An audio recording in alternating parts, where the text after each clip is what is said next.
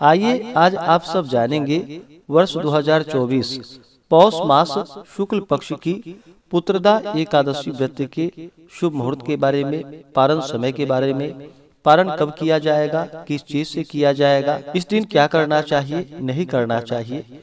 तो आइए जानते हैं इन सबों के बारे में। आप सभी भक्तों को पौष मास की पुत्रदा एकादशी व्रत की ढेर सारी शुभकामनाएं। प्रत्येक माह के कृष्ण पक्ष और शुक्ल पक्ष की एकादशी तिथि के दिन एकादशी का व्रत किया जाता है। एक वर्ष में 24 एकादशी का व्रत होता है। वहीं पे अधिक मास हो तो 2/26 एकादशी का व्रत होता है। हर व्रत का अपना अपना विशेष महत्व माना गया है। इसी प्रकार से पौष पुत्रदा एकादशी व्रत का अपना विशेष महत्व है।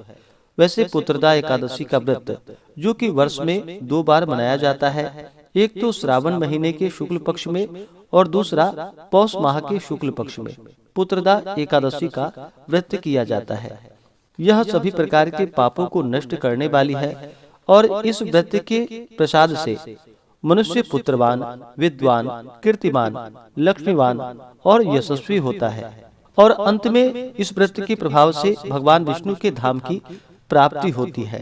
तो आइए जानते हैं पौष मास की पुत्रदा एकादशी व्रत के शुभ मुहूर्त के बारे में। पौष मास शुक्ल पक्ष पुत्रदा एकादशी तिथि प्रारंभ समय 20 जनवरी 2024 दिन शनिवार शाम 7:29 और एकादशी तिथि की जो समाप्ति है वह 21 जनवरी 2024 दिन रविवार को शाम 7:29 पे। तो हमें शुद्ध रूप से सूर्योदय व्यापनी के अनुसार जो एकादशी व्रत के लिए समय प्राप्त हो रहा है वह समय सभी 21 जनवरी 2024 दिन रविवार को व्रत को धारण करेंगे और द्वादशी तिथि की जो समाप्ति है वह 22 जनवरी 2024 दिन सोमवार को शाम 7:54 पे द्वादशी तिथि की समाप्ति है। इस व्रत का पारण जो कि 22 जनवरी को किया जाएगा। एकादशी व्रत का पारण जो कि हरिवासर समाप्त होने के बाद किया जाता है। हरिवासर का समय द्वादशी तिथि का पहला चौथाई हिस्सा हरिवासर का होता है, उसे छोड़ करके व्रत का पारण करना चाहिए। तो इस बार पुत्रदा एकादशी व्रत का पारण जो कि 22 जनवरी को किया जाएगा। पारण का समय सुबह 7:14 से सुबह 9:21 तक व्रत का पारण किया जाएगा। पुत्रदा एकादशी व्रत का पारण जो कि गोमयेन पारणम यानी कि गाय के गोबर से व्रत का पारण है, यह संभव ना हो पाए तो आप तुलसी दल, जल या फल से व्रत का पारण करें। 21 जनवरी को जो सूर्योदय का समय है वह समय सुबह 6:44 और सूर्यास्त शाम 5:33। राहु काल का जो समय होगा वह समय शाम 4:12 से शाम 5:33 तक होगा और 22 दिसंबर को राहु काल सुबह 8:05 से सुबह 9:27 तक होगा। राहु काल समय के दौरान कोई भी शुभ कार्य या नया कार्य, पूजन आदि का कार्य नहीं करना चाहिए। योग जो कि 21 जनवरी को शुक्ल योग सुबह 9:47 तक होगा। उसके बाद ब्रह्म योग होगा। एकादशी तिथि के दिन इस बार जो कि द्विपुष्कर योग भी बन रहा है जो कि सुबह 3:52 से अगले दिन सुबह 7:14 तक होगा और 22 जनवरी को सर्वार्थ सिद्धि योग और अमृत सिद्धि योग भी बन रहा है जो कि सुबह 7:14 से अगले दिन सुबह 4:58 तक होगा। रवि योग भी बन रहा है जो कि सुबह 4:58 से अगले दिन सुबह 7:13 तक होगा। तो इस बार बड़ा ही अच्छा योग बन रहा है एकादशी तिथि के दिन भी और द्वादशी तिथि के दिन भी। इन योग में पूजन आदि का कार्य करना जो कि बड़ा ही पुण्य फलदायी माना गया है, इसका अधिक फल माना गया है। 21 जनवरी को नक्षत्र जो कि रोहिणी नक्षत्र होगा अगले दिन सुबह 3:52 तक। उसके बाद मृगशिरा नक्षत्र।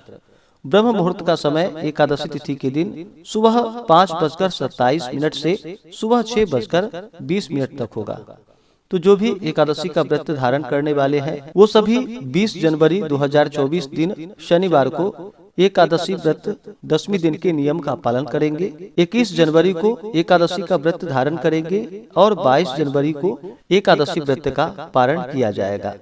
जो भी एकादशी का व्रत धारण करने वाले हैं उन्हें चाहिए कि 10वीं तिथि के दिन सूर्यास्त होने से पहले ही शुद्ध और सात्विक आहार ग्रहण कर लेनी चाहिए। दशमी, एकादशी और द्वादशी इन 3 दिनों तक जो कि शुद्ध और सात्विकता का पालन करना चाहिए। तामसिक वस्तुओं का प्रयोग नहीं करना चाहिए। नशीले पदार्थों आदि का सेवन नहीं करना चाहिए। भक्ति पूर्वक भगवान का जो कि व्रत धारक को चाहिए कि दशमी की सूर्यास्त से पहले ही भोजन ग्रहण कर ले और दशमी की रात्रि ब्रह्मचर्य का पालन करते हुए भगवान विष्णु के नामों का और एकादशी व्रत का स्मरण करते हुए सोना चाहिए।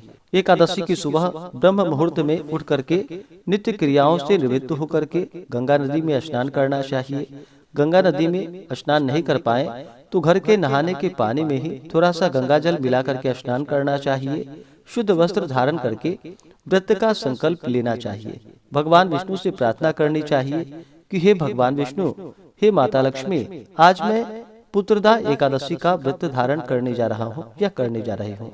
इस प्रकार से भगवान से प्रार्थना करें कि यह व्रत मेरा निर्विघ्न पूरा हो, हमें पुण्य फलों की प्राप्ति हो, हमारे सभी प्रकार के पापों का नाश हो।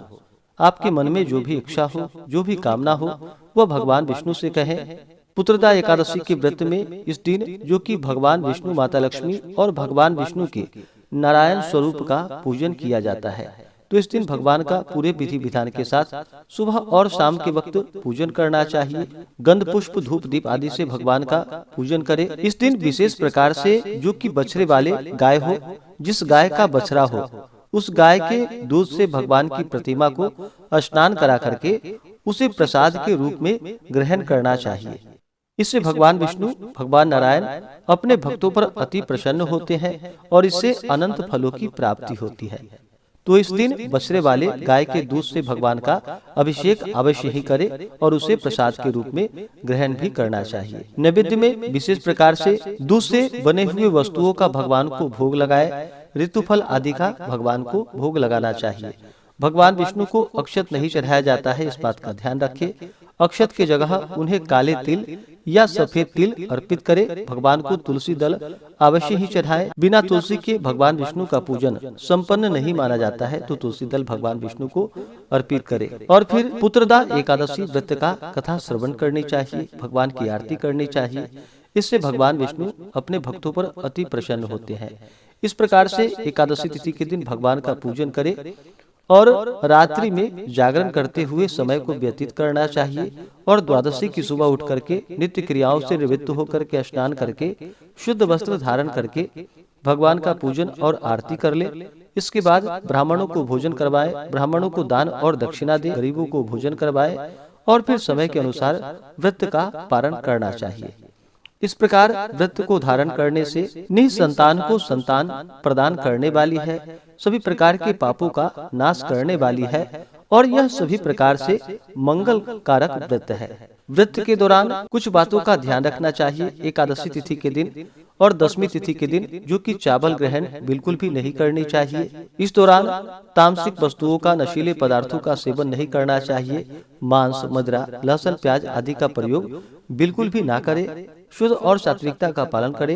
व्रत के दौरान किसी के ऊपर क्रोध नहीं करनी चाहिए। अपने मन में किसी के प्रति ईर्ष्या या द्वेष का भाव नहीं लाना चाहिए। पूर्ण श्रद्धा भक्ति भाव के साथ भगवान का पूजन करना चाहिए। इस दिन ओम नमो भगवते वासुदेवाय, ओम नमो नारायणाय इन मंत्रों का जप करना चाहिए। इससे पुण्य फलों की प्राप्ति होती है। तो आशा करता हूँ कि यह जानकारी आपको अच्छा लगा हो।